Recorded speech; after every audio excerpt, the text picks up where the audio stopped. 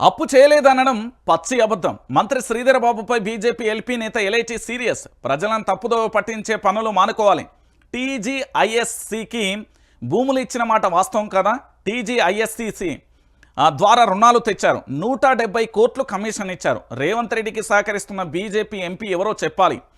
So మొత్తానికి అప్పు చేయలేదని మంత్రి శ్రీధర్ బాబు పచ్చి అబద్ధాలు ఆడుతున్నారని బీజేపీ ఎల్పీ నేత ఎలేటి మహేశ్వర్ రెడ్డి మండిపడ్డారు. ఆదివారం మీడియాతో మాట్లాడతారు. ఇకనైనా శ్రీధర్ బాబు ప్రజలను తప్పుదోవ పట్టించేందుకు పనులు మానుకోవాలని హితవు పలికిన పరిస్థితి కనబడుతుంది.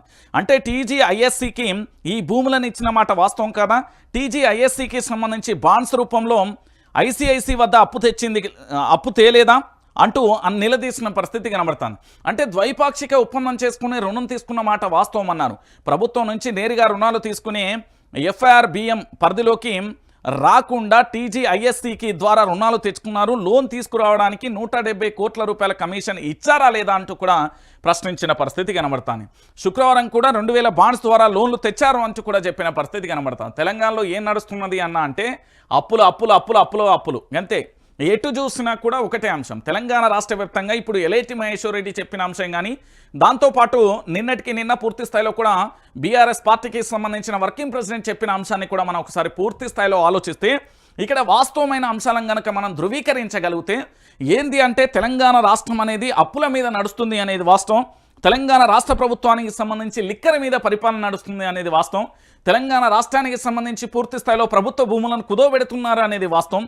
దాంతోపాటు అనేక మార్గాల ద్వారా ఈ రాష్ట్రానికి ఏ విధంగానైతే అప్పులు తీసుకురాగలుగుతారో, ఏ విధంగానైతే అప్పులు తేగలుగుతారో, ఏ విధంగానైతే అప్పులకు సంబంధించి తీసుకురాగలుగుతారో అన్ని మార్గాల ద్వారా కూడా వాళ్ళు ప్రయత్నం చేస్తున్నమాట వాస్తవమైన విషయం. ఎందుకంటే తెలంగాణ రాష్ట్రం అనేది అప్పుల రాష్ట్రం అని గతంలో ఇదే కాంగ్రెస్ పార్టీకి సంబంధించిన నేతలు చాలా సందర్భాలలో ఇష్టానుసారంగా వాళ్ళ నోటికి ఏది వస్తుంది అనేక రకాలుగా అప్పుల రాష్ట్రం చేసి వల్లకాడైపోతుంది రకరకాల పదాలను కూడా పలికిన పరిస్థితి మనం చూసాం.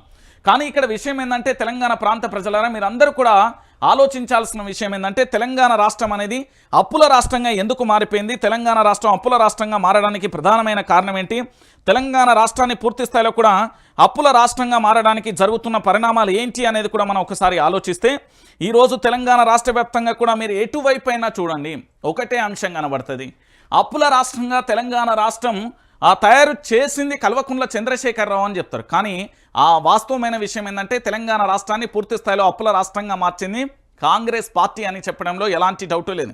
ఇప్పటి వరకు ఈ తెలంగాణలో పూర్తి స్థాయిలో కూడా అప్పుల రాష్ట్రంగా మార్చడంతో పాటుగా అనేక రకాలుగా కూడా అప్పులు తెచ్చి అనేక రకాలుగా కూడా పూర్తి స్థాయిలో ఈ తెలంగాణ రాష్ట్ర వ్యాప్తంగా కూడా పూర్తి స్థాయిలో కూడా అప్పులమయం చేసి పడేసింది. ఎందుకు అంటే ఈ విషయానికి సంబంధించి నేను చెప్పిందో పత్రికలు చెప్పిన మాటో కాదు.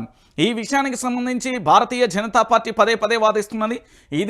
ఇదే విషయానికి సంబంధించి బీఆర్ఎస్ పార్టీ పదే వాదిస్తున్న పరిస్థితి. ఇదే విషయానికి సంబంధించి ఆఖరికి పార్లమెంట్ సాక్షిగా కూడా తెలంగాణ రాష్ట్రానికి ఎన్ని అప్పులు ఉన్నాయి, ఎట్లా చేసిలు, ఏం కథ అనేది కూడా బయటపడ్డ విషయం వాస్తవమైన విషయం. మరి ఇంత జరుగుతూ ఉంటే తెలంగాణ రాష్ట్రం అప్పుల కుప్పగా మారిపోతూ ఉంటే లేదు మేము పూర్తి స్థాయిలో అభివృద్ధి చేస్తున్నామని చెప్తున్నాను. ఇప్పటి వరకు దాదాపుగా వీళ్ళు తెచ్చిన అప్పుతోని ఒక విశ్వవిద్యాలయం కట్టలే, ఒక యూనివర్సిటీ కట్టలే, లేకపోతే ఒక ఆసుపత్రి కట్టలే, ఓ డబుల్ బెడ్రూమ్లు ఇల్లులు ఇవ్వలే, లేదా సంక్షేమ పథకాలు కూడా ఏవి ఇవ్వని కూడా పరిస్థితి కనబడదు. ఏమన్నా అంటే పూర్తి స్థాయిలో కూడా ఒకటే పోలీసు వ్యవస్థను ఉపయోగించుకొని ఇక్కడ ఏం చేయాలో గదే చేస్తున్న పరిస్థితి కనబడతాను.